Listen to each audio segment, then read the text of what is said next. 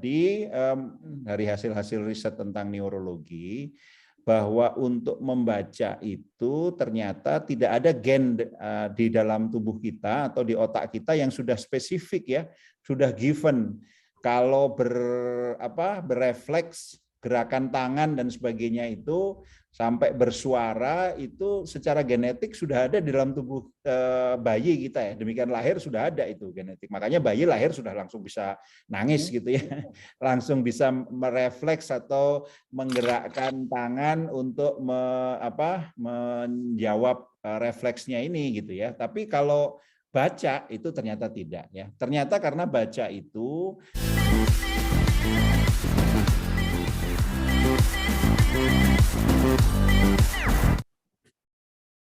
Halo para pemirsa Suyanto.id, kita sharing lagi berbagai pengetahuan dan belajar sepanjang hayat pada channel pendidikan Anda Suyanto.id. Nah, malam ini kita punya tamu-tamu istimewa. Istimewa pertama memang dari daerah istimewa, yaitu Ibu Dr. Noni Swediati. Walaupun orang Jogja lahirnya di Swedia, makanya namanya Swediati. Dan yang berikutnya adalah Bapak kita, Bapak Profesor Dr. Ismu Nandar. Beliau adalah Duta Besar UNESCO atau perwakilan tetap Republik Indonesia di UNESCO yang berada di Paris. Nah, kita saat ini akan ngomong-ngomong mengenai apakah teknologi digital akan mempengaruhi otak kita, anak-anak kita, dan generasi kita. Nah, kita akan berdiskusi itu bagaimana arahnya. Kita sapa dulu. Selamat malam Ibu Noni. Selamat malam, Assalamualaikum warahmatullahi wabarakatuh. Waalaikumsalam. Prof. Ismu, selamat malam di Paris siang. Apa kabar? Oh iya, siang ya. Selamat siang, selamat malam, atau kalau ini pendengar kan atau pemirsa ada di mana-mana, ada mungkin selamat pagi juga gitu. Iya. Nah, ya. Dan happy belated birthday loh, karena baru Pak Yanto. Ya. Sehat sukses selalu. Amin. Terima kasih. Amin. Nah, jadi Noni mau mengatakan, sebelum mengatakan saya terima kasih juga.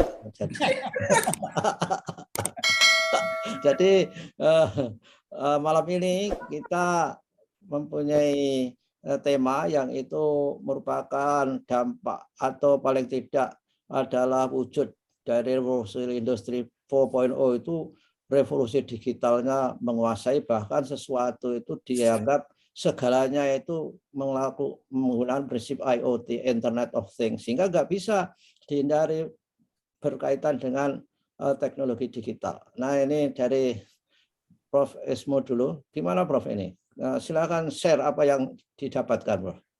Baik, makasih Prof. Yanto dan Bu Noni. Ini sengaja saya minta Pak Yanto karena saya nonton beberapa episode dari Pak Yanto, diskusi dengan Bu Noni, dan rasanya ada profesor dari luar juga ya, saya lupa di salah satu episode atau beberapa episode bahkan.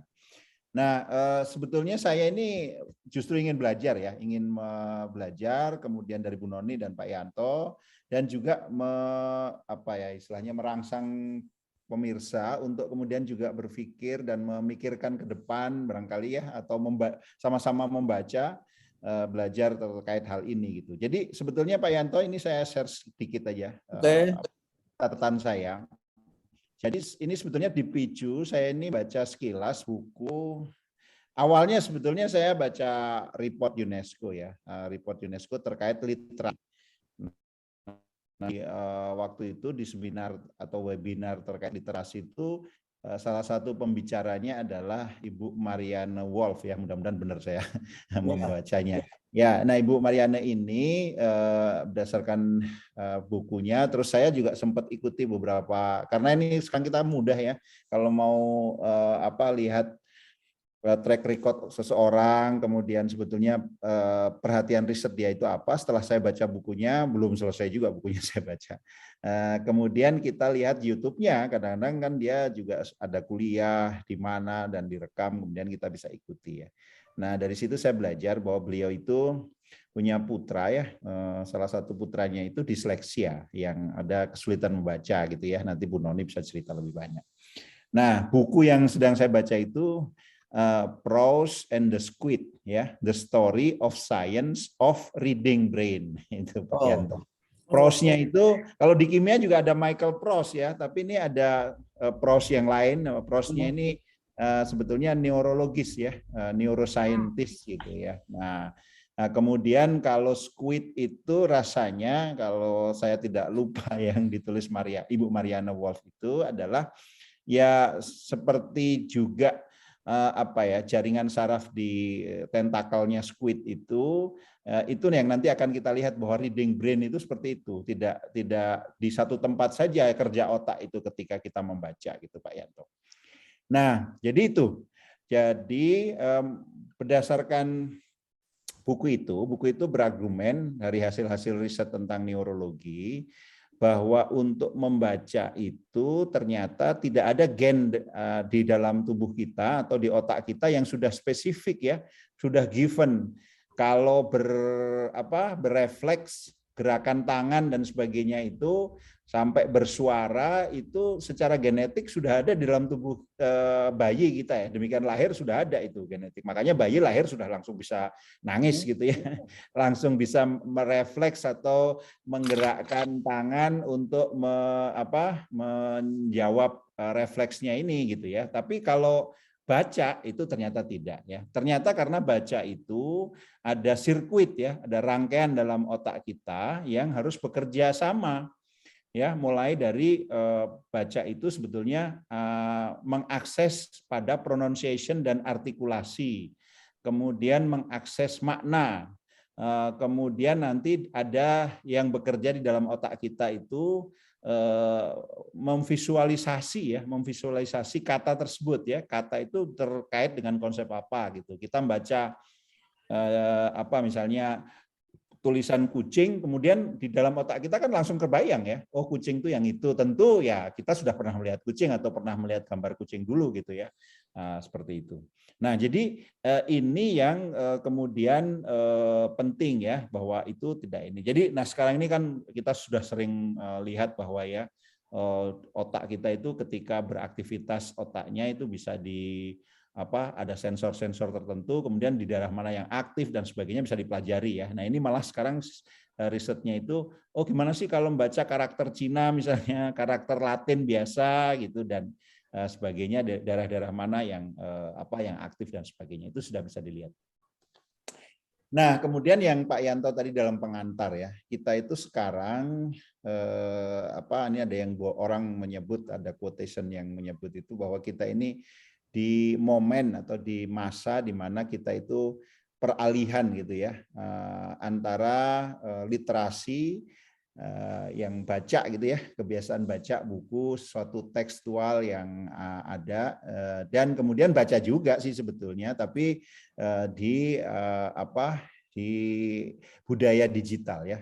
Mungkin budaya digital itu dicirikan dengan bacanya, oh kalau kita di komputer sekarang, apalagi komputernya terhubung ke internet, internetnya kita pasang berbagai apps, oh sebentar-sebentar ada notifikasi WA masuk, notifikasi email masuk, notifikasi oh ada berita baru di channel berita yang kita langgan dan sebagainya. Mungkin ya perhatian kita membaca lain dengan ketika dulu kita baca buku ya. Buku itu ketika kita niatin baca biasanya ya, kecuali kalau kita nyari-nyari perhatian yang lain ya, tentu perhatiannya pada buku itu yang mungkin span-nya waktunya lebih lama. Karena kan teorinya sekarang anak-anak kita itu baca, dengar, melihat video pun spanning-nya paling lama 10 menit gitu ya katanya. Ada penelitian seperti itu. Nah, apakah ini akan kemudian berdampak ya ke depan kepada kemampuan otak dari generasi penerus kita ya. Nah, ini barangkali yang saya itu ingin ngajak diskusi atau ingin belajar lah Bapak-bapak, mungkin Bu Noni yang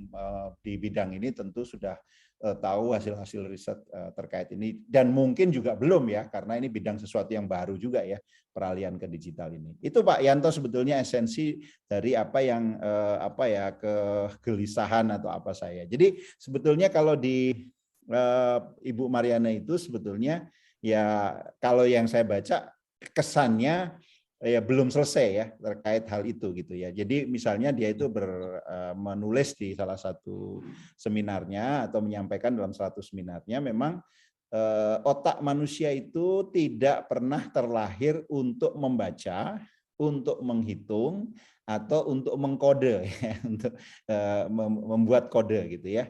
Jadi ini adalah temuan ya, invensi kultural, invensi budaya, temuan budaya yang membutuhkan the whole new circuit in the brain. Jadi berbagai rangkaian tadi ya, kayak squid tadi itu, yang ya memang akan di-nurture juga ya dari lingkungan, dari rangsangan luar dan sebagainya.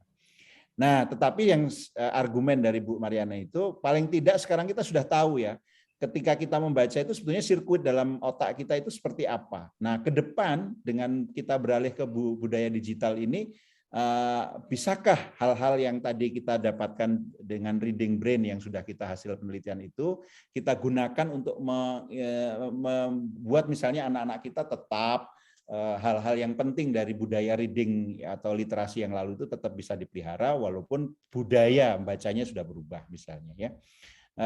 Kemudian ya bagaimana kita mengembangkan ya development of reading and thought in the next generation gitu. Itu kira-kira Pak Yanto. Jadi sekali lagi saya niatnya justru ingin belajar dari Bu Noni, dari Pak Yanto, hal-hal yang seperti itu, dan barangkali kalau memang ada hal-hal menarik yang harus menjadi perhatian kita sama-sama untuk ke depan bagi anak-anak dan generasi penerus kita. Demikian Pak Yanto, Bu Noni, makasih. Ya, terima kasih Prof. Saya kira pengaruh digital, membaca di screen, saya yakin itu mempengaruhi masa depan anak-anak itu. Paling tidak cara hidup mereka. Karena itu kan akan kebiasaan mungkin membentuk kultur tadi, culture itu. Ya, culture kan selalu berubah merespon teknologi saya kira. Sama saja ketika kita pesta nikahan aja dulu itu duduk tertib, sekarang berdiri, itu, dan dulu bawa kado, sekarang nggak mau orang disumbang kado, harus uang. Karena saya yakin itu akan berpengaruh. Tapi pengaruhnya di mana kalau terkait dengan otak, saya juga nggak punya ilmunya. Ini Bu Noni ini mungkin yang ahli brain gym ini. Gimana Bu Noni dari perspektif itu brain gym? Oke, terima kasih sebelumnya. Jadi saya bicara berdasarkan ilmu yang saya pelajari yang belum terlalu lama ya. Artinya itu kombinasi dari sebetulnya dari psikologi juga sih sebenarnya. Cuman brain gym itu berangkat dari orang pendidikan. Orang pendidikan loh Pak, bukan orang psikologi. Nah, orang pendidikan miskin tidak? Oh, sekarang kaya beliau. Beliau kan penemunya karena penemu dari brain gym ini mendapatkan award setelah disertasinya muncul karena dia bisa membantu orang-orang yang tidak bisa membaca itu dengan cepat. Jadi seperti disleksi ya anak-anak ABK itu beliau bisa banyak membantu itu. Nah, itu yang membuat saya tertarik, tapi di balik itu semuanya, itu ternyata ada unsur-unsur biologi, ada unsur-unsur elektro yang ternyata di dalam brain gym itu yang disebut energi ya. Jadi brain gym itu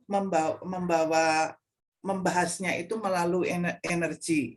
Nah, energi itu bisa ditumbuhkan, energi dalam tubuh loh ya, untuk orang itu mengoptimalkan fungsi otak. Jadi kalau Pak Ismu tadi bilang anak-anak itu memang belum punya basic. Kita itu nggak ada basic untuk membaca gen untuk membaca atau membaca terus menghitung ya. Tadi kan ada menghitung. Itu memang harus belajar. Harus dipelajari dari awal. Nah, belajarnya dari awal gimana toh? Nah, itu sejak kecil itu disiapkan tubuhnya untuk belajar. Kalau di dalam brain gym itu gitu. Bukan diajari dari awal, tapi tubuhnya, fisiknya ini siapkan untuk belajar hidup, belajar akademik. Nah, makanya di situ ada unsur biologi, banyak unsur yang dipertimbangkan di situ, termasuk makanan juga ya. Tapi kita lepas dari masalah makanan, ini energi di dalam tubuh, dan yang penting lagi adalah gerak. Jadi orang itu, anak kecil itu harus dikasih kesempatan, dan kita juga ya, itu untuk bergerak. Semakin banyak bergerak, saraf-saraf otak itu berkembang. Nah, kalau dia cuma didudukkan atau nggak boleh kemana-mana, seperti anak-anak sekarang kan gitu ya, nggak boleh kemana-mana. Yang ada sekolahnya dia sering stres, dia sering stres, terus obesitas, sakitnya bertambah banyak. Jadi bergerak itu untuk kesehatan juga, untuk perkembangan saraf-saraf di otak dan seluruh tubuh. Nah, itu yang penting. Nah, di Indonesia kan sekarang masalah olahraga justru dikesampingkan. Itu yang menjadi prihatin saya, betul. Jadi saya bereksperimen dengan PAUD saya, itu pokoknya tidak ada calistung. Belum diajari calistung sebelum anak itu siap secara fisik. Fisik itu apa toh? Psikomotorik kasar, psikomotorik halus. Itu diajarkan itu begitu umur 7 tahun, 6 tahun, makanya konsepnya sekolah di luar negeri kan dulu umur itu ya. Pak Ismu kalau mau lihat sekolah-sekolah yang PAUD yang disebut sekolah hutan, itu ada di Denmark, ada di daerah-daerah Norway sana loh. Itu mereka tidak menghitung, tapi mereka belajar hidup dan mematangkan fisik. Nah, sehingga muncul kinesiologi ini menjadi primadona kami. Makanya Brain Gym itu terus payung besarnya menjadi educational kinesiologi. Jadi ilmu gerak dalam dunia pendidikan. Jadi tidak senam tok, tapi ada tujuannya. Nah, itu yang sangat menarik. Kenapa kita bergerak? Pak Yanto kan udah tahu tuh, kalau bergerak silang, seperti orang jalan, itu kan suatu momen yang luar biasa. Anak harus merangkak. Kalau di kinesiologi itu, anak harus merangkak. Karena apa? Untuk bisa belajar atau membaca ya, itu kita harus mata kiri kanan itu harus bisa menyeberang garis tengah tubuh gitu loh Pak. Nah, itu dilatih. Kalau Anda tidak belajar untuk menggunakan tubuhnya kiri kanan bergantian, itu bisa mengganggu pembelajaran. Nah, dari situ ada gerakan-gerakan di Brain Gym, itu ada hanya 26 gerakan sederhana yang bisa mengoptimalkan fungsi otak. 1, itu yang meregangkan tubuh, meregangkan otot. Karena apa? Kalau otot kita itu lagi stres, ototnya itu pada mengkeret gitu ya. Nah, ini perlu peregangan. Makanya kalau olahragawan itu kan perlu meregangkan tubuhnya supaya bisa lari kenceng, katanya kan gitu. Dulu itu yang nempel di otak saya gitu. Pokoknya kita harus pemanasan dulu supaya kita nanti nggak sakit. Nah, sekarang diterjemahkan tidak sakit itu adalah tidak stres dalam dunia pendidikan. Jadi kalau otot-otot kita itu rileks, maka kita tidak stres. Kalau tidak stres energi jalan baik. Orang akan belajar lebih baik, lebih mudah dan nyaman. Ya. Jadi ajaran Brain Gym itu paling tidak bisa mengintervensi kekhawatiran Pak Ismu yang dari baca bukunya Mariana Wolf tadi. terkait dengan apa kita itu harus belajar membaca, tapi keadaannya sekarang adalah sangat digital, di mana membaca digital itu cepat tapi tidak dalam, dan itu kan mempengaruhi kualitas, mungkin mempengaruhi kualitas anak-anak kita.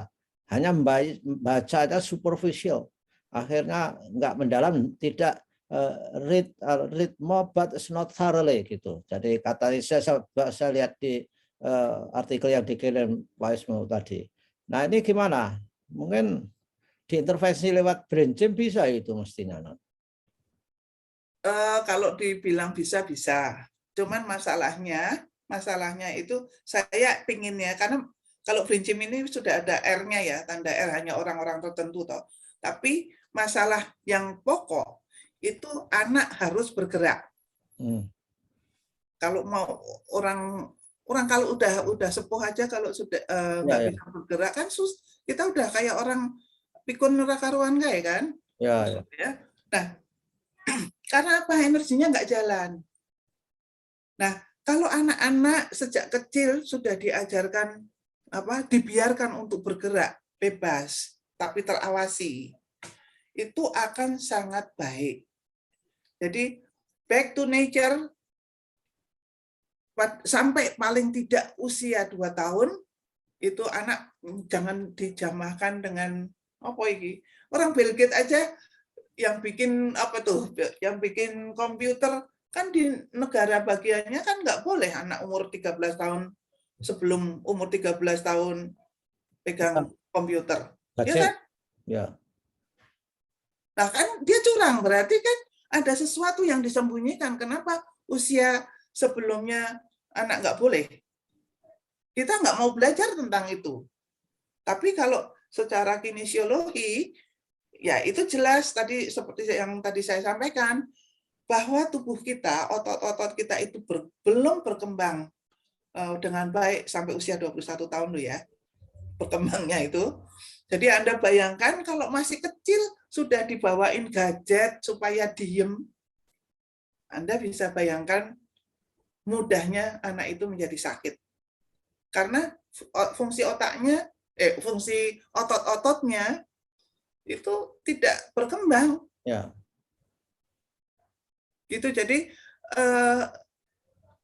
saya berharap di Indonesia itu ada gerakan PAUD itu benar-benar mematangkan fisik, kesiapan fisik untuk belajar. Itu satu.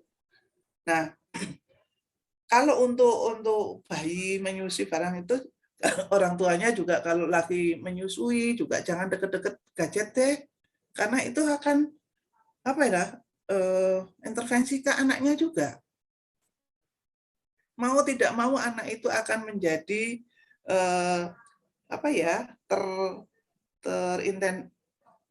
kena pengaruhnya yang sedikit demi sedikit, dan itu akan akumulasi menjadi stres. Stres itu apa? Sakit. Ya kan tadi kalau olahraga tuh pokoknya supaya nggak sakit kamu harus peregangan otot dulu gitu. Ini sama.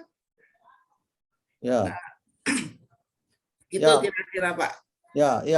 Gimana, Prof. Ismu? Kekhawatiran Diana Wolf. Ya. Mariana Wolf itu saya kira kan tidak pada anak-anak saja, pada orang dewasa juga ya, orang dewasa juga ya. Memang gimana itu kira-kira ketika harus ada intervensi gerak kemudian menyiapkan tubuhnya siap supaya otaknya berkembang. Tapi itu kan pilihan ya, dan harus diedukasi. Tapi nggak ada caranya ya, nggak ada solusinya Mariana itu, Profesor. Iya, makasih Pak Yanto dan Bu Noni, tadi saya belajar banyak ya. Yang saya tahu ya memang paling enggak buku yang saya baca itu kan Mariana memang masih bertanya ya. Tapi kan dia nulis buku-buku berikutnya. Buku berikutnya itu lupa saya. Jadi kayak dia itu merasa ketika ya dia merasa juga kalau nggak salah ini saya karena belum baca bukunya ya, dia merasa sebetulnya dengan kayak sekarang itu dia disibukkan juga sering baca dari alat-alat, dari gadget seperti kata Bu Noni tadi, terus kembali pada suatu saat itu dia kembali lagi ke baca buku yang serius gitulah ya, spending sometimes dalam 2 atau 3 bulan gitu baca buku yang serius lebih panjang waktunya dalam beberapa hari gitu. Nah itu kayak menemukan dia di kotanya kembali gitu, kayak jalan pulang gitu. Nah tapi yang ingin saya komentari dari Bu Noni tadi itu adalah ya memang fisik kita dengan otak kita itu bukan sesuatu yang terpisah. Tubuh kita itu kan integrated ya ternyata ya. Ya yang paling tidak yang saya belajar dari Bu Noni ya. Nggak tahu kesimpulan saya benar atau enggak, tapi saya menyimpulkannya seperti itu. Ya kayak ini saya cerita teman saya baru dioperasi tumor otak gitu ya.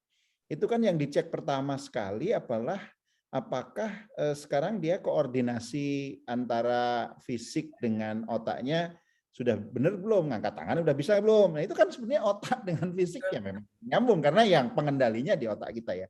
Kemudian dia tes berikutnya adalah 1+2 walaupun dia belum bisa bicara, apakah dia merespon dengan paling enggak jari tangan atau apa yang benar juga. Nah, misalnya dari situ. Jadi semuanya belajar dari sana. Dan yang disampaikan Bu Noni tadi, Pak Yanto, itu adalah menariknya adalah persiapan ya. Ya masa-masa kecil kita, masa-masa kecil bayi kita, anak-anak yang lahir itu adalah masa persiapan. Jangan kemudian di masa persiapan itu sudah dibebani ya untuk melihat misalnya image terlalu banyak, melihat video terlalu banyak yang belum masa pembentukan antara koordinasi fisik dengan otak kita belum sempurna, atau tadi ya keseimbangan kanan dan kiri kita itu di otak belum sempurna tapi sudah dibebani dengan image terlalu banyak misalnya ya. Ya, hal seperti itu. Nah, itu saya kira menarik sekali dan seperti itu hasil-hasil riset yang kemudian ya mungkin memang dari sisi kecanduan atau kan kata Bang Haji Roma Irama itu kan yang mengenak-enakkan itu yang memabukkan itu yang haram itu yang menyenangkan atau yang buruk itu yang menyenangkan gitu ya. Mungkin nggak sengaja ya, mungkin yang digital ini sesuatu yang memang menyenangkan ya, karena buktinya anak-anak itu demikian dikasih kan diam kalau nangis ya.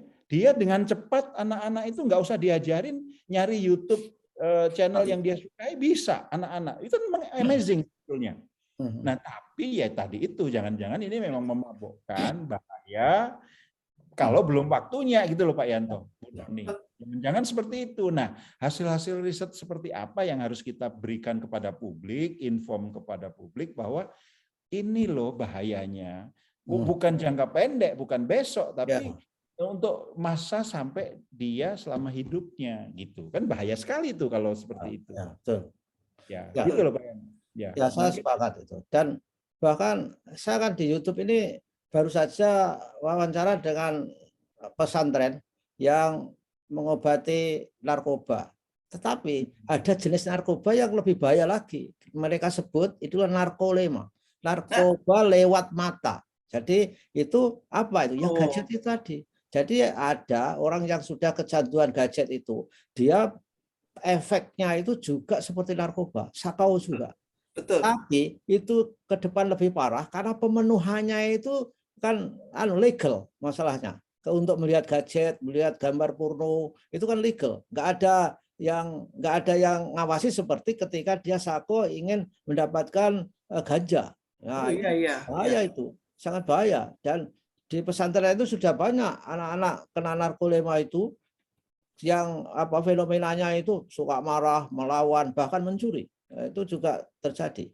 Nah, soal apakah digital ke depan akan harus kita intervensi, dilarang sekali, jelas nggak mungkin. Karena kita itu kan perlu novelty ya. Novelty yang paling cepat itu ya memang lewat internet. Kalau kita nggak tahu apa-apa, tanya Mbah Google bisa. Kalau lihat buku itu perlu waktu lama sekali. Nah ini yang jadi persoalan, paradoksnya di situ. Nah oleh karenanya saya kira ya kita bagaimana bisa berdamai dengan teknologi, tetapi kebutuhan kita akan hal-hal yang baru itu terpenuhi. Kalau buku saya kira begitu diterbitkan mungkin itu sudah kuno. ya sudah kuno 3 tahun lah paling enggak. Mikirnya 3 tahun. Setelah itu antri di penerbit, diedit.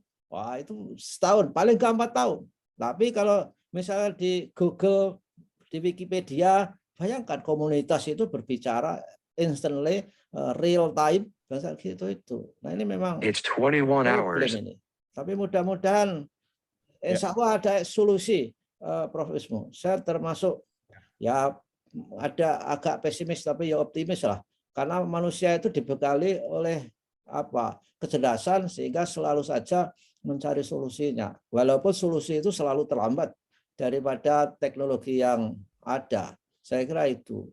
Saya kira gimana terakhir komentar dikit ya boleh ya 3 menit lah ya, silakan. Komentar dikit boleh ya? Ya boleh, yuk. Itu masalah kecanduan itu sebetulnya di dalam tubuh kita itu ada hormon itu. Nah kalau hormon itu kalau dia berulang-ulang, hormon itu akan mengalir dengan cepat. Nah itu yang menjadi masalahnya di dalam tubuh kita itu sudah ada. Oke. Morfin istilahnya kalau kami itu ya morfinnya. Endorfin ya? Atau namanya morfin. Ya, tapi dalam tubuh. Ya, nah ya. itu yang perlu dijaga karena yaitu terus menjadi kecanduan seperti itu. Gitu loh. Nah kan bahaya sekali itu kalau udah sampai di sana memang iya. Ya, makanya barang yang bikin kecanduan itu nggak boleh oleh agama. Jadi ya tapi kalau kita punya dan seperti tadi Pak Yanto bilang bahwa nggak ada sesuatu larangan untuk melihat gadget, ya toh, maka dia akan menjadi kecanduan dengan cepat. Iya. Dan itu yang terjadi dan itu stres besar yang akan kita jumpai. No, psikologi gaweannya akan. Ya, dan itu tren keluarga muda. Keluarga muda itu anaknya disogoi gadget semua. Kalau saya kasih tahu, ya nggak ada orang sekarang anak nggak pakai gadget. Yang lain juga begitu. Ini masalah. Ya sama saja, non. Anak kita itu apa ada, umur 2 tahun bisa makan. 3 tahun juga belum bisa makan. Masih disuapin. Masih mau berangkat SD disuapin. Mau disuruh mandiri. Misalkan, biarin saja anak kalau lapar kan makan, itu naluri orang lapar ya makan, takut mati mereka itu. Jadi kalau dibiarin gitu sebetulnya kan nggak mungkin. Coba orang bule-bule itu, saya kira anak nangis itu orang bule nggak ada teorinya ditolong. Di sini nangis bentar sudah digendong di macam-macam kan. Kalau sakit saja ditolong. Kalau nangis itu saya lihat bule itu malah ngobrol saja dengan orang lain, anaknya nangis gak karu-karuan. Nah itu kan kultur pendidikan kita, saya kira. Nah, ya itu sebabnya. Saya kira itulah. Terima kasih Bapak Ibu semuanya. Pak Yanto. Tadi diskusinya luar biasa. Ini mudah-mudahan menginspirasi, terutama emak-emak muda yang suka nyogok gadget anak-anaknya balita itu. Ini baik Bu Noni maupun Prof. Ismu Nandar itu memberi warning. Jangan sampai itu keterlaluan. Contohnya Bill Gates yang punya program yang menjajah semua orang aja anaknya nggak boleh membawa gadget sebelum usia 13 tahun. Terima kasih Prof. Emu, terima kasih Bu Noni. Terima kasih semuanya. Terima kasih. Kita ketemu lagi. Mudah-mudahan sehat walafiat. Assalamualaikum warahmatullahi wabarakatuh. Waalaikumsalam warahmatullahi wabarakatuh.